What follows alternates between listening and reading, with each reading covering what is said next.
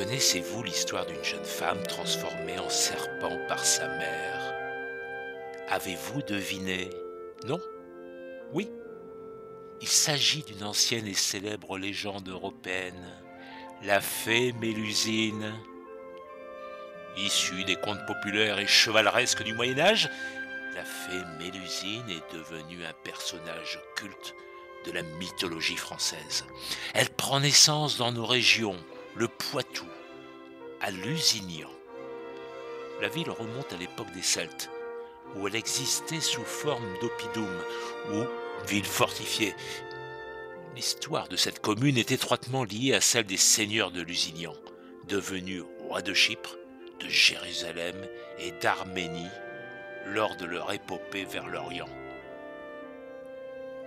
Partons sur les traces de la fée Mélusine, la maudite, la bâtisseuse et la fée.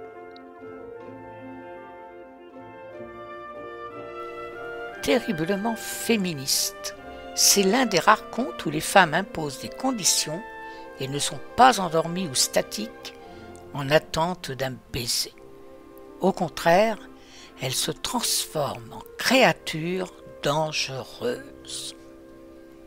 Mélusine est une fée qui a traversé les siècles et les pays par son histoire singulière. Son roman a été popularisé par Jean d'Arras dans le livre de Mélusine en 1392 en prose.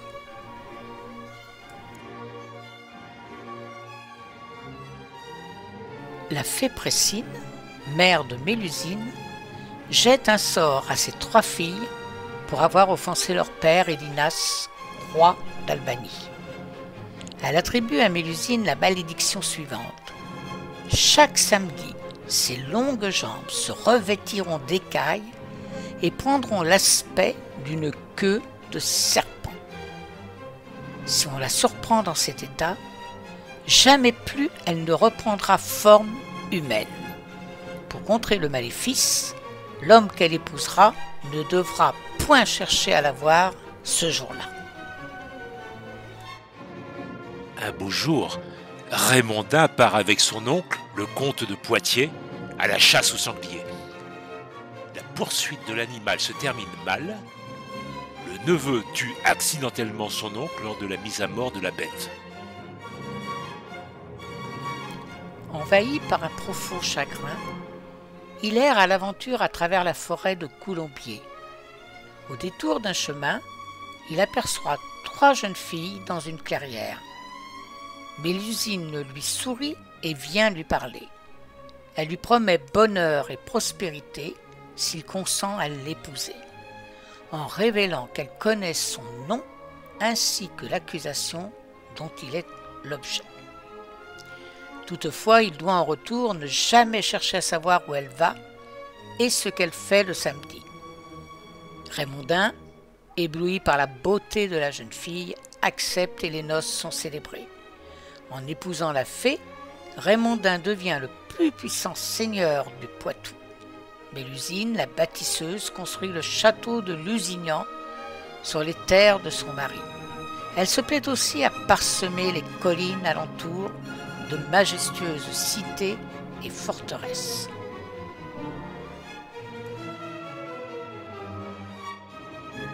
Mais le mystère autour de Mélusine commence à faire parler.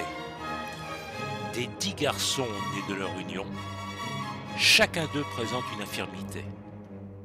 L'un n'a qu'un œil au milieu du front, l'autre une griffe de lion sur la joue.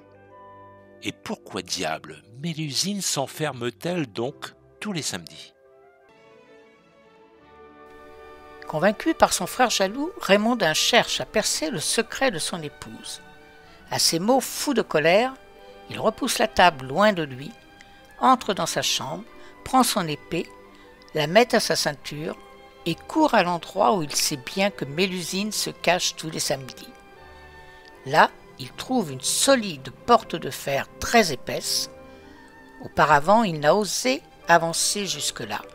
Aussi, voyant la porte, il dégaine son épée et avec la pointe très dure, il creuse jusqu'à faire un trou. Il regarde alors à l'intérieur et voit Mélusine dans un grand bassin de marbre, avec des escaliers qui descendent jusqu'au fond. C'est un bassin rond de 15 mètres de tour environ, avec des allées tout autour.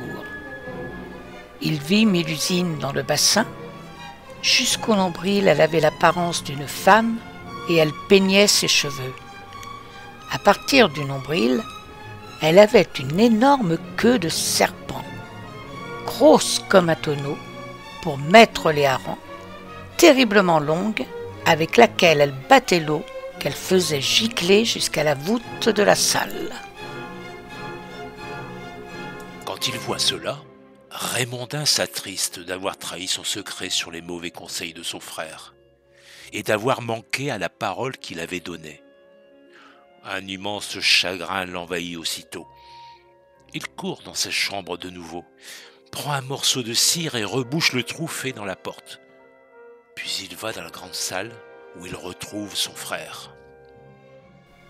Celui-ci voit bien cet immense chagrin qui accable Raymondin et pense qu'il vient de découvrir une action abominable de sa femme. Raymondin le chasse, mais ayant trahi sa promesse, Mélusine se voit obligée de reprendre son apparence de dragon et elle s'envole par une fenêtre en poussant des cris déchirants.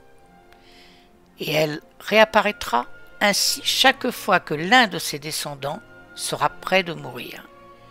Elle profère d'horribles menaces à l'encontre des forteresses qu'elle a construites pour Raymondin, Pouzauges, Tiffauges, Mervan, Châteaumur et Vouvant iront chacun, je le jure, d'une pierre en périssant.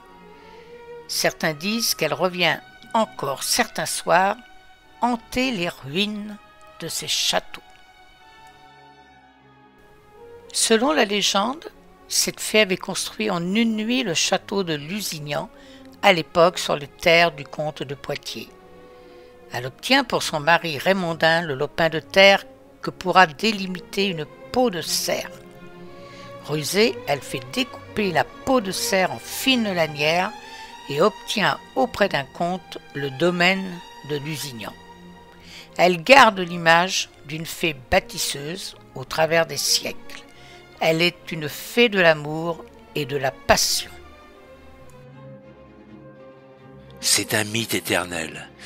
Beauté, beau visage et longs cheveux, intelligente et curieuse, pouvoir magique, détentrice d'un secret, elle est une sirène et un dragon en même temps. Oh, mais on va la comparer à la fée Morgane, à la fée Carabosse ou à la fée Clochette, pour savoir si Mélusine est une fée ou une sorcière.